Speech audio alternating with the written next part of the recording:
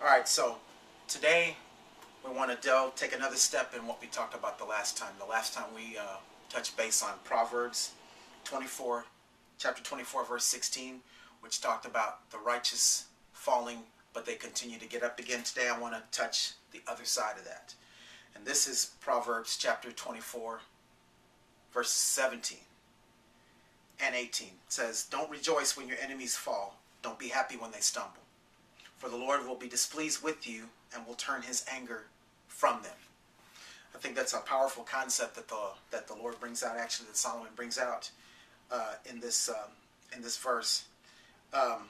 If I do a little bit of researching and looking into the wording that's used, the word rejoiced in the dictionary means to celebrate.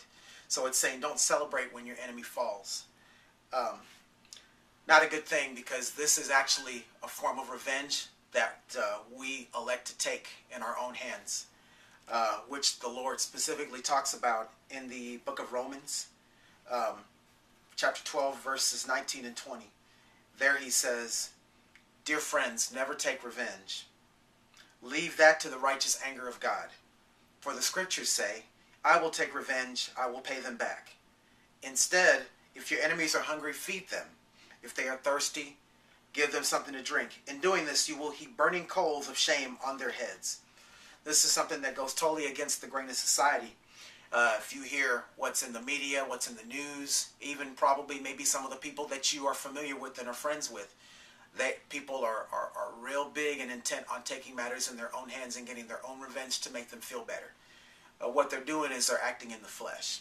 What the Lord is asking us to do in these verses is to go against what society would normally say is okay and do what God says to do. In fact, what he's asking us to do is to pardon them. This is an opportunity for us to actually bless the people that have been in a situation where something unfortunate has happened to them. In fact, I would take it a step further and encourage you that the way to avoid getting into this behavior is to pray for those people. I know that if there's somebody that's wronged you, or somebody that you don't like, it would be very easy in the flesh to decide to have a snug feeling, well, they deserve what they got and that should have happened to them. I'm glad it happened to them. But what this concept is about is not doing that and doing it the Lord's way, which he says to not heap burning coals over them. In fact, to go the extra mile and to pray for them. So what I want to just leave you with today is this is a way to touch and bless those around you, and will actually guard your heart in the future.